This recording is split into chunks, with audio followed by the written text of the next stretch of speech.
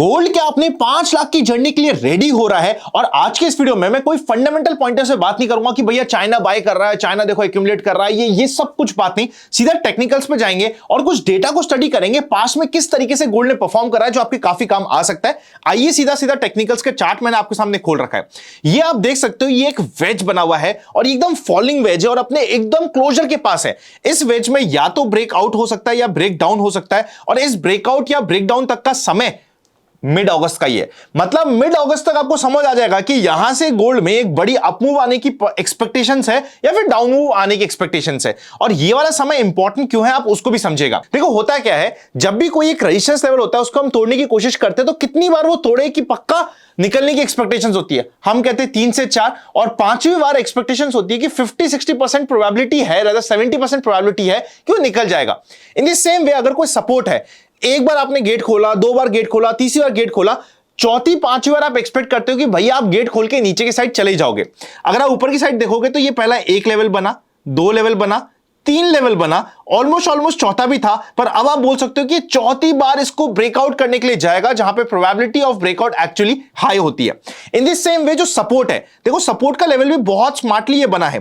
पहले ये लेवल था रेजिस्टेंस का, फिर रेजिस्टेंस तोड़ के मार्केट ऊपर गया, उसी लेवल पे आके एक सपोर्ट, ये पहला सपोर्ट, ये दूसरा सपोर्ट, ये तीसरा सपोर्ट और ये चौथा सपोर्ट। 4 बार, 1 2 3 4 बार सेम लेवल पे सपोर्ट ले चुका है गोल्ड। अभी आप देख रहे हो कि यहां पे आपको गोल्ड में थोड़ा बाउंस देखने को मिला है। उसका मेन कारण आपके लिए है यूएस डॉलर इंडेक्स। सो ये डॉलर इंडेक्स के चार्ट में आप देखोगे कि यहां पे थोड़ा सा कूल डाउन आया है। जैसे डॉलर इंडेक्स के चार्ट में कूल डाउन आया, वैसे ही आपको गोल्ड के चार्ट में भी थोड़ा सा बाउंस बैक देखने को मिला है। पर इस चीज को ध्यान रखिएगा कि मार्केट में अब गोल्ड के चार्ट पे सपोर्ट और रेजिस्टेंस दोनों काफी बार हिट हो चुके हैं। तो अब जिस भी साइड जाएगा वहां पे एटलीस्ट आपको 400-500 पॉइंट का तो स्ट्रेट मूव, और देखो ब्रेकडाउन होता है यहां से, तो ब्रेकडाउन होने पे आपको कितना मूव मिलता है वो भी अभी हम चार्ट के थ्रू समझ लेते हैं और कुछ डेटा के थ्रू समझ लेते हैं। और ब्रेकआउट में मिलता है तो कितना मूव मिलता है उसको भी हम समझ लेते हैं।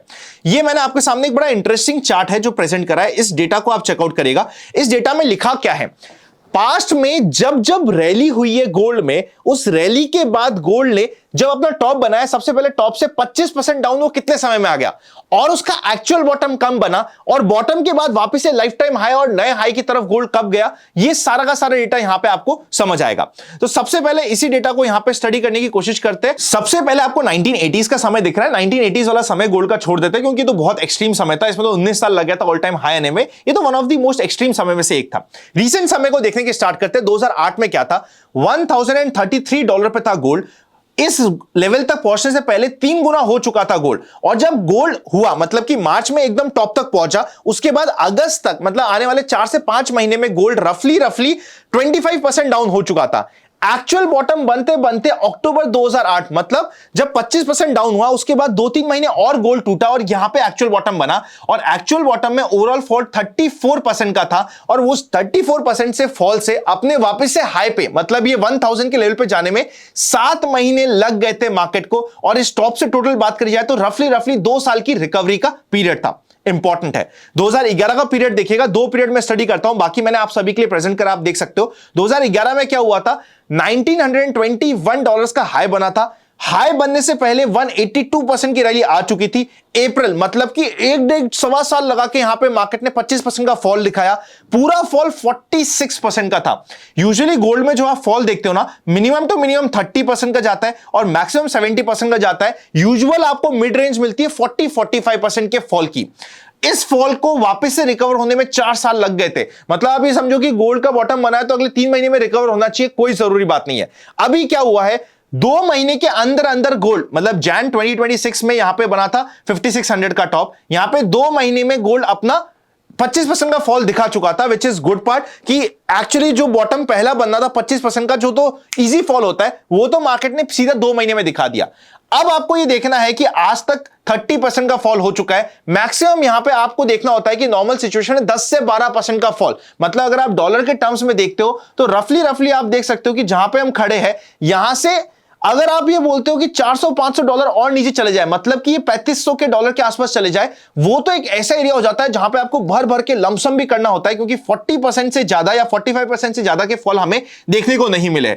मतलब वो तो हैवी लमसम का एरिया आ चुका है। अभी हम 30% फॉल पे खड़े हैं, तो ये हमारे लिए एसआईपी का एरिया आ चुका है। और इसके बाद बाउंस बैक जो आता है वो यूजुअली, जितना मैंने रिसेंट पास्ट में देखा है, 1 साल से लेके 1.5 साल के बीच में मार्केट वापस अपने लेवल तक जाता है। जब बॉटम बनता है वहां से, स्टार्टिंग लेवल से तो 2 साल लग जाता है। मतलब अगर आप ये जनवरी के टॉप से देखोगे तो जनवरी के टॉप से तो हो सकता है कि यहां पे 1.5-2 साल मार्केट को लग जाए, पर जो यहां का बॉटम बना है, ये तो अभी पहला सपोजिट बॉटम है। ये क्या फाइनल बॉटम अभी बना है?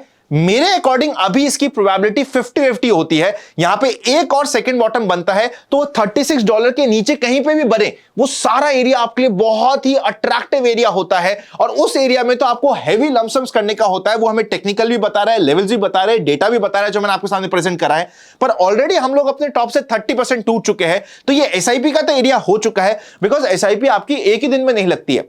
आपको धीरे धीरे मंथली एक्यूमुलेट करते हो, 5, 6, 7 महीने में आपका एक अच्छा कॉर्पस एक्यूमुलेट होगा।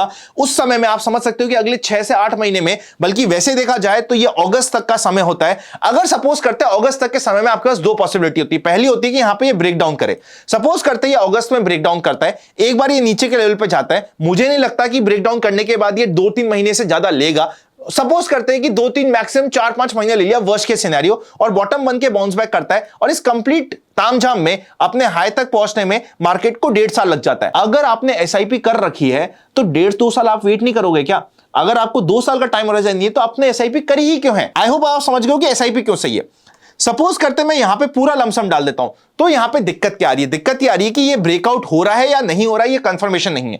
एक बार को अगर ये ब्रेकआउट कंफर्म हो जाता है उसके बाद में डालता हूं, या फिर ये अपने टॉप से 40% का करेक्शन दिखा देता है तब मैं डालता हूं, तो एज अ रिटेल इन्वेस्टर जिसके पास ज्यादा पेशेंस नहीं है होल्डिंग का, जिसके पास अपने पोर्टफोलियो को 15-20% डाउन देखने का पेशेंस नहीं है, उसके लिए वो बेटर सिनेरियो हो जाता है कि यार चल ठीक है, मैं एक कंफर्मेशन के साथ काम कर रहा हूं। तो ये हो जाता है आपके लिए कंक्लूजन। आई होप आप समझ गए हो कि एसआईपी के लिए क्या सही है, लमसम के लिए क्या सही है। अगर आपको खुद को गोल्ड में काम करना है तो मुझे कमेंट में जाके बता दीजिएगा, और डिस्क्रिप्शन में लिंक है, उसको जाके आप फॉलो कर सकते हो। वहां पे आपको सारे लिंक और डिटेल्स मिल जाएगी। ऑल्सो जिस तरीके से हमने एकदम टेक्निकल लेवल पे जाके गोल्ड को डिस्कस करा है कि भैया ये कितना, ये जो डेटा डिस्कस करा है, इस डेटा में हमें जो पता चला है कि भैया 40-45% इज द मैक्सिमम जहां पे यूजुअली गोल्ड जाता है। वन ऑफ सिनेरियो जहां पे 70% गया है। कितना रिकवरी में टाइम लगता है, रिकवरी में 2 साल भी लग सकता है। उसके लिए हम मेंटली क्या प्रिपेयर है क्या वर्स्ट केस सिनेरियो के लिए? नहीं है तो हमें यूजुअली ये आप देखोगे कि किस तरीके से माइंडसेट को प्रिपेयर करना होता है, ये सब कुछ हमने डिस्कस कर दिया है। गोल्ड का चार्ट आज के दिन सिल्वर के चार्ट से बेटर है, बिकॉज गोल्ड का चार्ट इस वेज के अंदर बना हुआ है, सिल्वर का चार्ट ऑलरेडी नीचे जा चुका है और ऐसा कुछ बना हुआ है। आप चाहते हो कि मैं सिल्वर के चार्ट को भी टेक्निकल लेवल पर डिटेल में डिस्कस करूं तो कमेंट कर दीजिएगा। वीडियो अच्छा लग रहा है तो लाइक कर दीजिएगा। मिनिमम हम आपसे एक्सपेक्ट कर सकते हैं कि आप वीडियो को लाइक तो कर ही सकते हो। डिस्क्रिप्शन में सारे इंपॉर्टेंट लिंक दिए हुए हैं। Happy learning and I will see you very soon.